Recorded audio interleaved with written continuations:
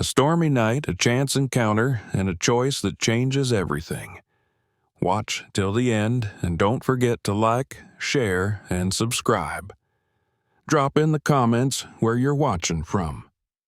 The night pressed heavy on the back roads of upstate New York. Rain streaked across the windshield in thin silver lines, the sound of it drumming steadily against the roof of Liam Renshaw's Audi. He didn't feel drunk. That was always his mistake. The bourbon had been top shelf, smooth enough to fool his senses into thinking he was in control. The road wound through black woods, empty except for the steady rhythm of his headlights slicing through the dark. His phone buzzed on the passenger seat. A new message from his operations manager, another late-night update about a property acquisition. 11:42 p.m., and still the business never slept. Neither did Liam. He reached for the phone, eyes flicking down for just a moment. That moment was all it took. A pale blur darted across the road. Liam jerked the wheel hard. Tires screamed against the wet pavement, the Audi fishtailing wildly. Metal shrieked as the car slammed into the guardrail. The world tilted violently, glass shattering around him. He felt the crushing blow of the seatbelt across his chest, the airbag exploding in a rush of white. Pain ripped through his ribs. Then, with a sudden roar, the world went dark. Emily Carter had just finished her volunteer EMT shift. Her old Jeep rattled along the same back road, the heater struggling to keep up with the damp chill. Her raincoat clung to her back, her muscles ached, and her thoughts kept circling home. Earlier that evening, her father had forgotten where the kitchen was again. He'd looked at her with a confused, almost childlike expression that broke her heart every time. She was halfway lost in that memory when her headlights caught something unnatural up ahead. Smoke, sparks, a flash of flame. Emily's stomach dropped. She slammed the brakes, tires sliding on the wet pavement, and reached for her radio mic. "Dispatch, this is Carter," she said, voice trembling. "I've got a vehicle off Hollow Creek Road, fully engulfed.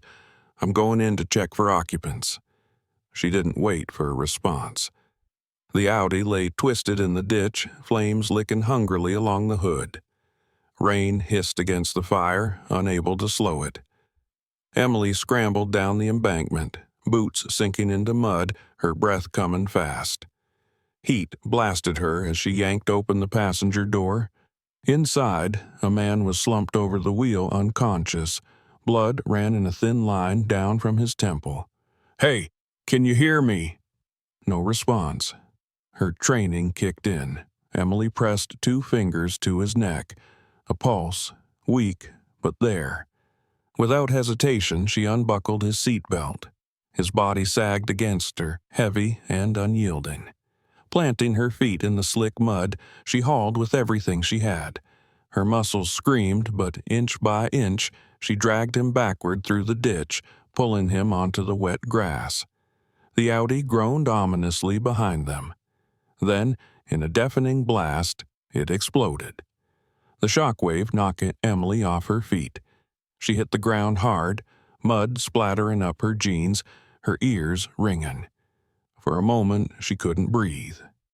Flames roared 20 feet into the air, a violent bloom of orange against the night.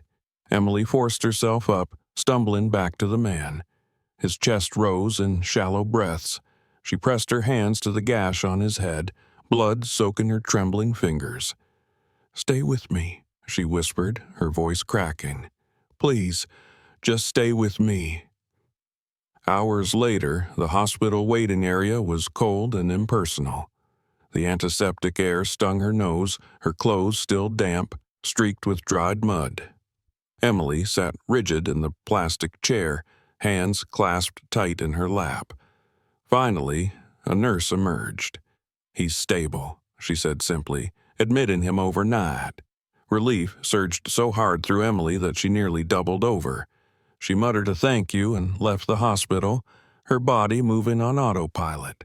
Driving home through the gray hours before dawn, she couldn't stop seeing the explosion, couldn't stop hearing the roar of fire. Back at her farmhouse, the world seemed too quiet. Her father slept in his chair, a book sliding from his lap. Emily brushed damp hair from his forehead, swallowed the tightness in her throat, and then went to the sink.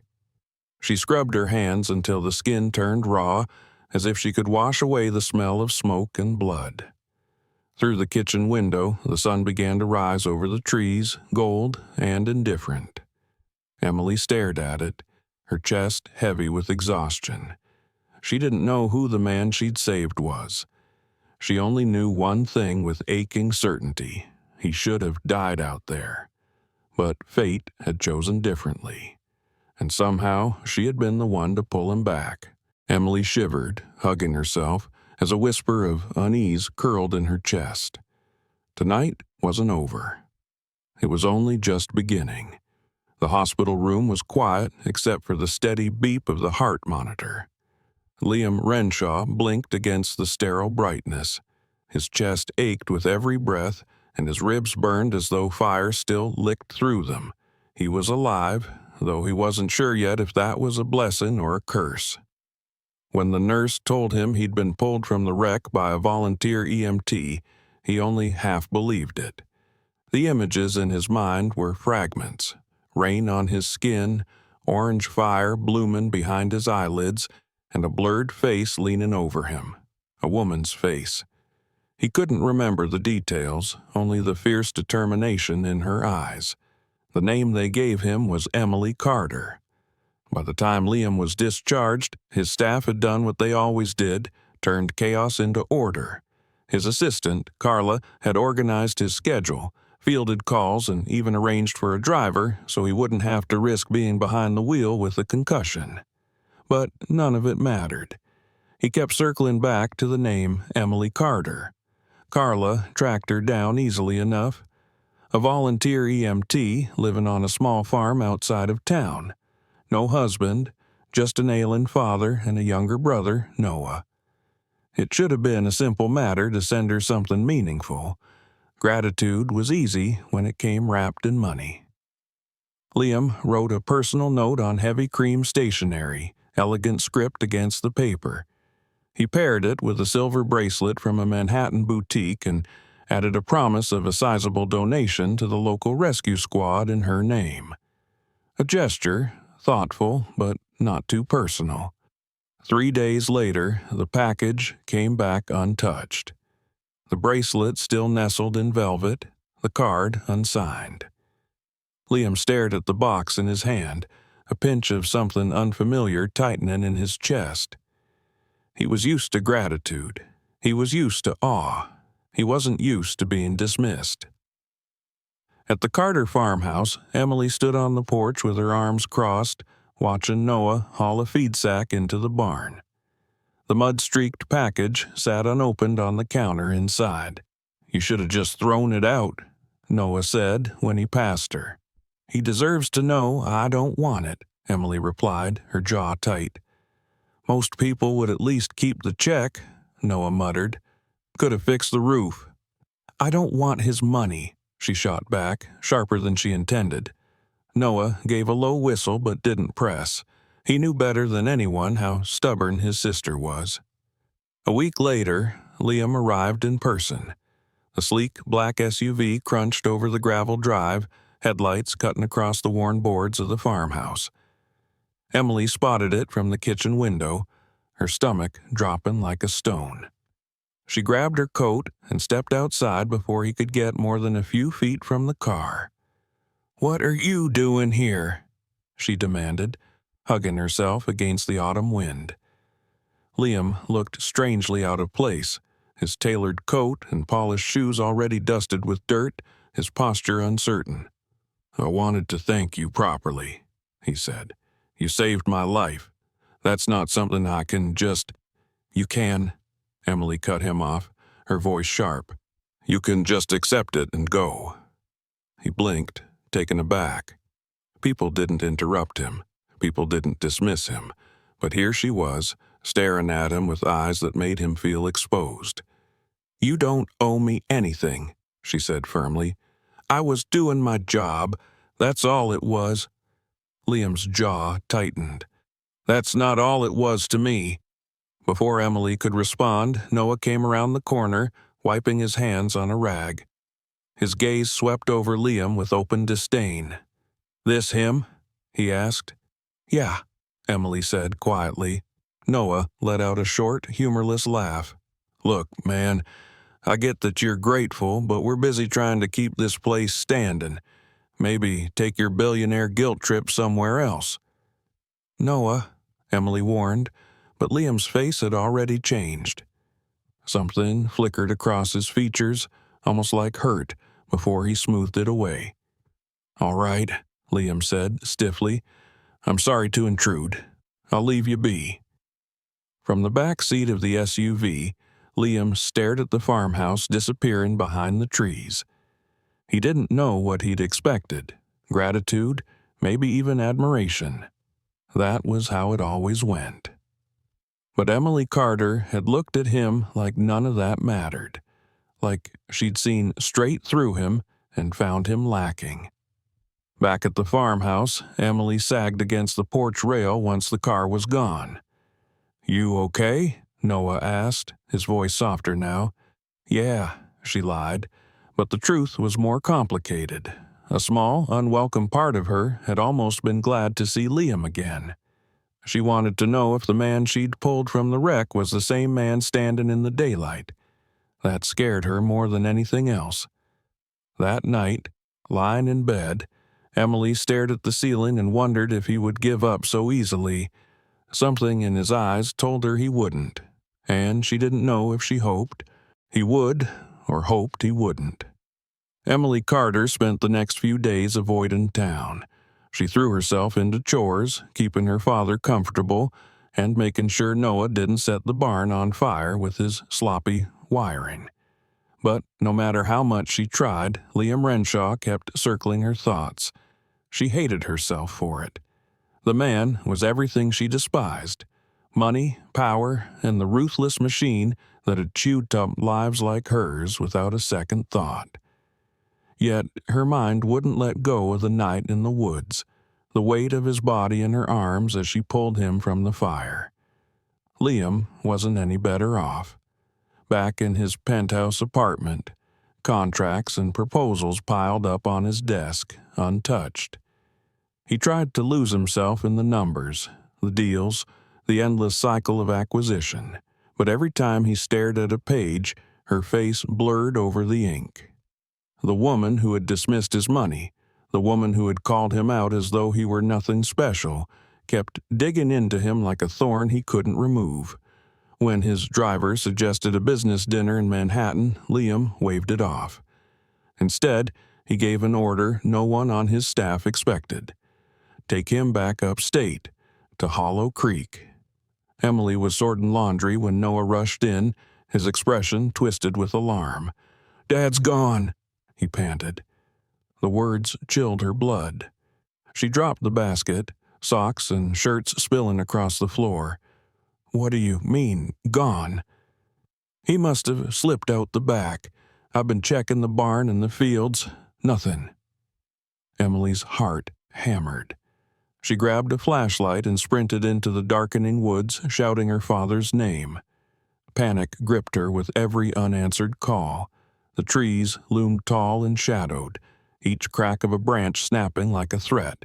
Noah ran the parallel on the other side of the fence line, his voice hoarse from yelling. The night thickened, fear pressing down on Emily's chest. All she could see was her father stumbling, lost, maybe injured, maybe worse. That was when headlights appeared at the gate. Liam's SUV pulled up, the engine cutting off as he climbed out. He was dressed too sharply for the woods, but in his hand was a high-powered lantern. "Noah texted me," Liam said quickly, his voice low. "He said your dad wandered off." Emily's instinct was to snap, to tell him to leave, but she was too desperate. She clenched her jaw, then nodded once. "Fine. Help me search." They plunged into the forest together, the lantern's beam slicing through the undergrowth. Emily's throat ached from calling her father's name. Liam stayed close, steadying her when Brambles snagged her jeans, his hand brushing her back just enough to guide. It was nearly midnight when they found him. John Carter sat on a mossy stump, staring up at the moonlight filtering through the branches. His hands were folded neatly in his lap, his expression lost. "Daddy," Emily gasped, dropping to her knees in front of him. "You scared me half to death." He blinked at her, confusion shadowing his eyes. "Miss, I think I'm lost. I was supposed to meet my wife. Do you know her?" Tears blurred Emily's vision. Her voice broke. "It's me, Daddy. It's Emily, your daughter." But he only shook his head gently. "No, my Emily's just a little girl." Emily's sobs shook her shoulders. Liam knelt behind her, placing a hand on her back, steady and warm. Without thinking, she gripped his other hand, clinging to it as though it were the only solid thing left in the world. They stayed there for minutes, Emily clutching her father's cold fingers, Liam standing like a silent guard. Finally, they coaxed John to his feet and led him back home. The farmhouse was quiet once her father was settled in front of the television, soothed by an old baseball game. Noah lingered in the kitchen, his jaw tight with unspoken worry. Emily stood in the dim hallway, trembling hands pressed against the doorframe.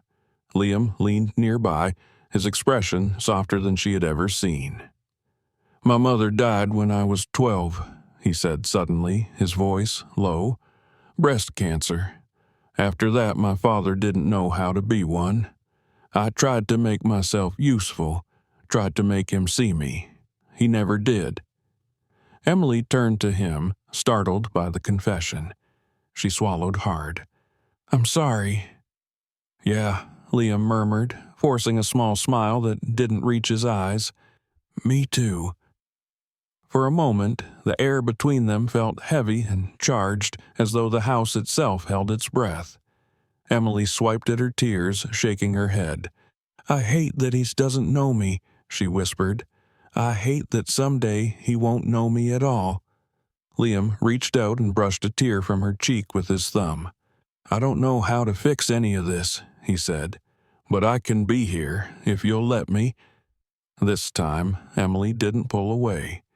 She leaned forward instead, resting her forehead against his chest. Liam wrapped his arms around her carefully, reverently, as if she might break. The warmth of his seeped into her, terrifying and comforting all at once. It was the first time she let herself need him, even for a moment.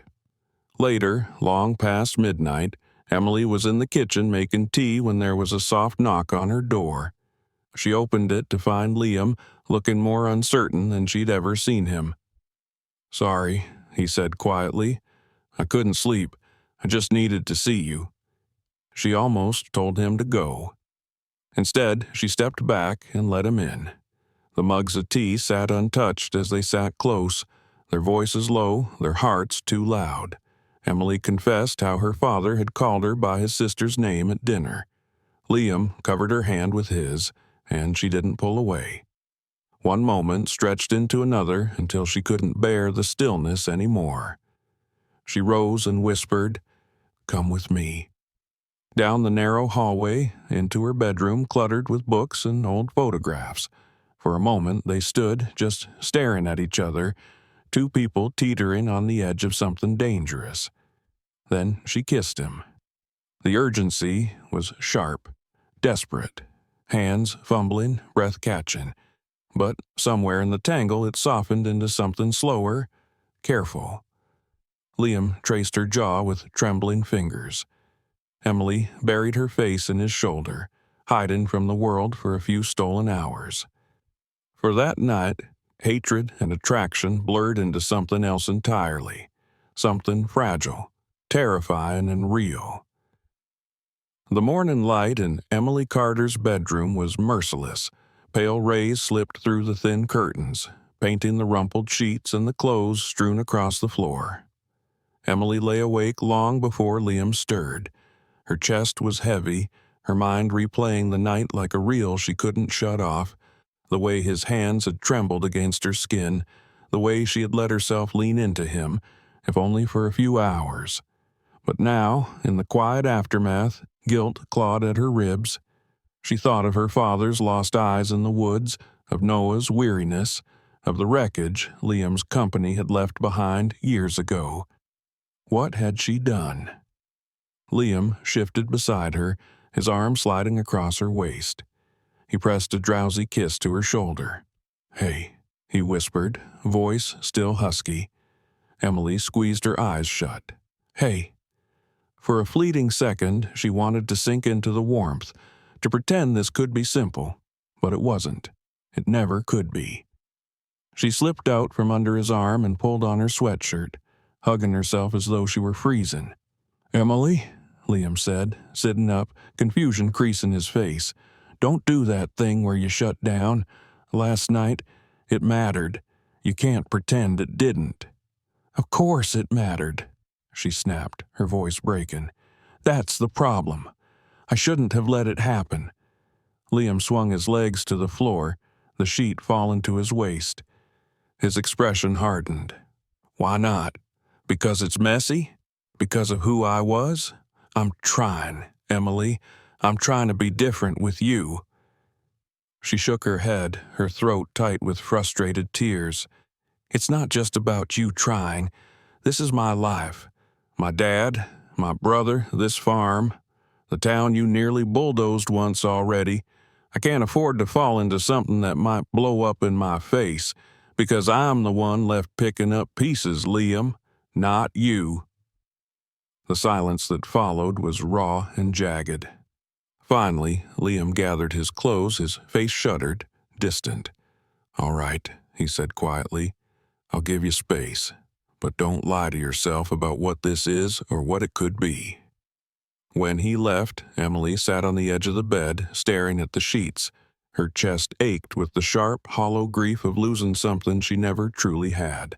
By late afternoon, raised voices outside the farmhouse jolted her from her thoughts. She stepped onto the porch just in time to see Noah practically nose to nose with Liam. "You seriously think you can come back here after what your company's pulling again?" Noah barked, fists clenched. Liam looked worn, shoulders slumped, but his jaw was tight. "Noah, I'm trying to fix it. It's complicated." "Complicated?" Noah's voice rose. "You're offering pennies on the dollar to folks who've lived here 30, 40 years. You want to turn their land into another row of sterile condos. That's not fixing it. That's gutting us again." Emily's stomach twisted. She stepped between them, her heart pounding. "Wait, what is he talking about?" Liam exhaled like the air had been punched from him. He raked a hand through his hair. "My board moved ahead on buying up the old dairy lots and the Westfields. I didn't think it would get this far without my sign-off." Emily's pulse thundered. "So you knew. Maybe not every detail, but you knew they were sniffing around again, and you didn't tell me." "It's business, Emily. I can't shut down every opportunity because it's near your town. But I swear, I was going to kill the deal before it closed." She laughed, brittle and sharp, almost frightening to her own ears. "You really don't get it. It's not just business. It's not just my town. It's people's lives. Their family land. Their history. The same way my family lost ours because of your bottom line." Liam stepped closer, lowering his voice. "I'm trying to change that. I wanted to steer it differently. Invest in local infrastructure, housing, real things. But you didn't tell me," Emily cut in, tears stinging her eyes. "You thought you could hide it, smooth it over later. That's who you still are, Liam, always managing, always calculating what version of the truth you can afford to show." For a moment, he looked like he might reach for her, but his hands dropped to his sides, his face hardened like a door slamming shut. "Fine, maybe you're right. Maybe I can't change who I am." Noah muttered something under his breath and stalked back inside, slamming the screen door behind him. Emily and Liam stood alone in the heavy evening air, the silence thick with everything unsaid. "I meant what I said before," Emily whispered, wiping angrily at her eyes. "I can't do this, not with someone who still sees people as numbers on a spreadsheet. Even if you're trying, I just can't trust it." A long silence stretched between them. Finally, Liam nodded once. "Okay." His voice was flat, defeated. He turned and walked down the drive, his footsteps crunching over the gravel. Emily watched him go, her chest aching in a raw, empty way that felt too much like grief. Emily read it twice at the kitchen table, her hands trembling. The article spoke of millions lost, of baffled insiders who called the move reckless. But Emily pressed her fingers to her lips. It wasn't baffling at all. She knew exactly why he'd done it. Liam had walked away from his own empire, for her, for this place, for something that wasn't about numbers anymore. And even though he hadn't stayed to tell her, even though she wasn't ready to forgive, a dangerous hope stirred in her chest.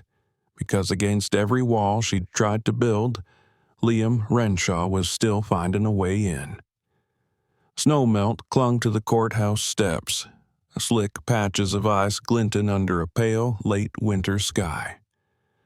Liam Renshaw stood there in a dark overcoat, shoulders tense, waiting for the verdict that would determine the future of everything his father had left behind. His attorney emerged from the heavy double doors, his breath clouding in the cold air.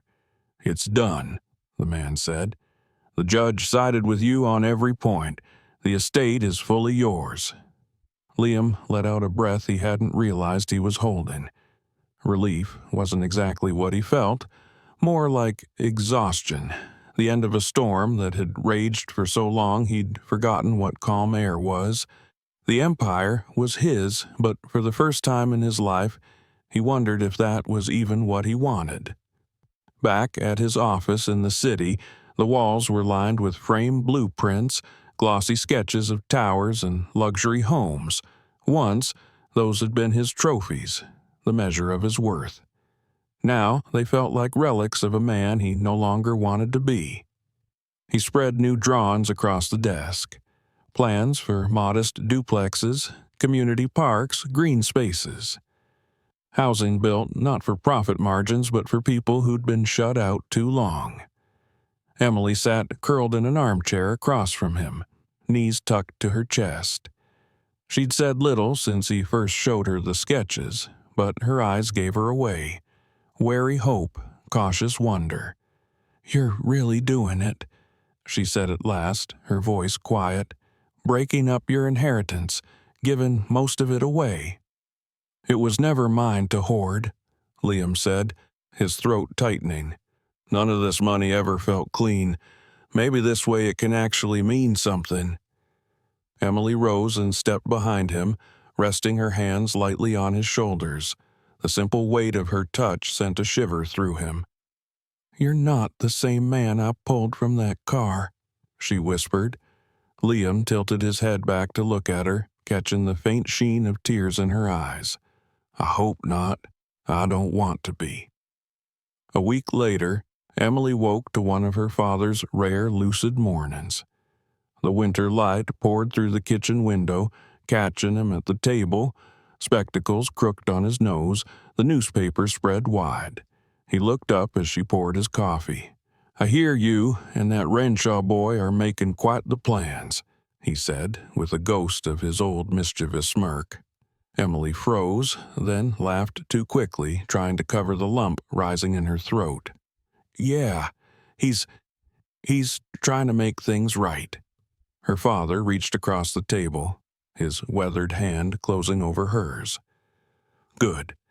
You deserve someone who knows there's more to life than chasing bigger barns."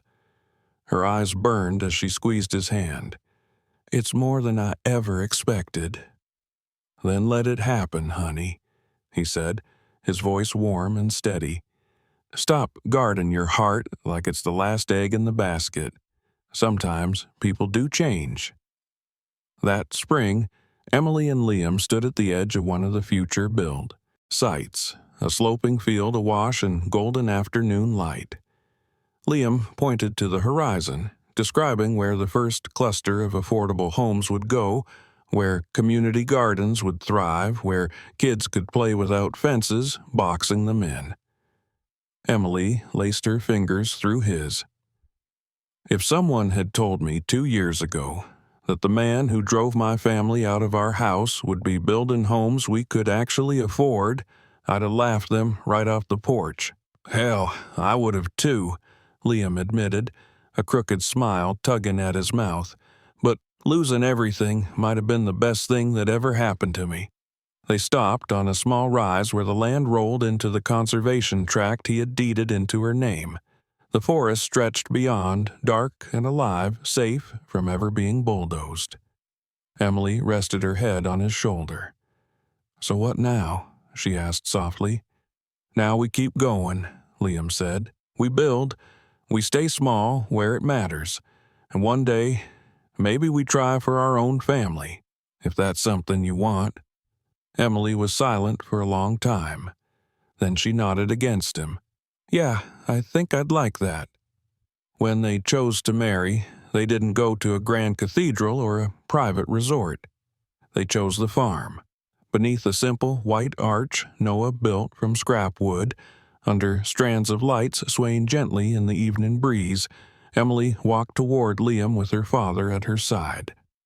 John Carter's steps were slower these days, his grip firmer on her arm, but pride burned in his face.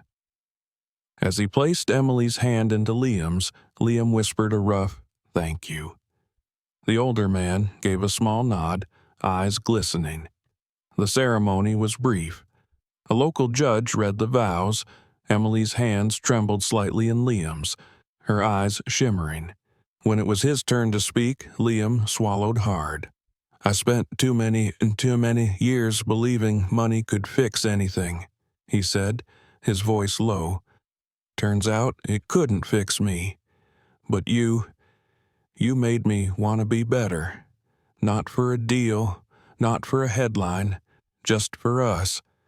For a life I never knew I wanted until you." Emily laughed softly through her tears. "If you're about to cry, save it until after I say yes." The guests chuckled, and Liam laughed too, breathless. "Okay, then I love you. I want everything with you." Her grip on his hands tightened. "Then yes, 1,000 times yes." At the reception, Noah raised his glass, his smirk in place though his eyes were damp. "I never thought I'd stand here congratulating Liam Renshaw, former soulless developer, current pain in my ass, for marrying my sister. But I've got to admit, you proved me wrong. You didn't just change for her. You changed how this whole town sees your name, and that's something." The laughter was warm, the applause loud. Emily beamed, reaching to squeeze Noah's arm. Later, as the fairy lights glittered across the field and fireflies hovered in the dusk, Liam pulled Emily aside. They stood at the edge of the land, looking at the dark line of the forest he had saved for her. "Can you believe this is ours?" he murmured. "Not just ours," Emily corrected, her smile soft. "Everyone's. That's the point." He nodded. "Right. But also ours. This life. I didn't even know I could have it." Emily leaned into him, her eyes shining. "I didn't either. I thought I'd spend forever patching old wounds. Dad's, Noah's, mine. But you showed me we could build something new, not out of guilt or fear, out of something good." Liam cupped her cheek, brushing his thumb over her skin. "Then let's keep building it. Slow, honest, messy, definitely messy." Emily laughed, pressing her forehead to his.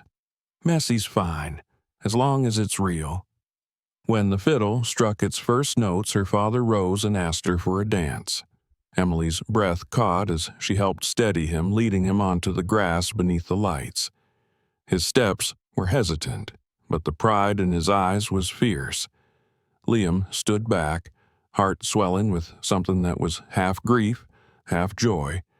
That man had slipped away so many times, yet here he was, swaying gently with his daughter on her wedding day.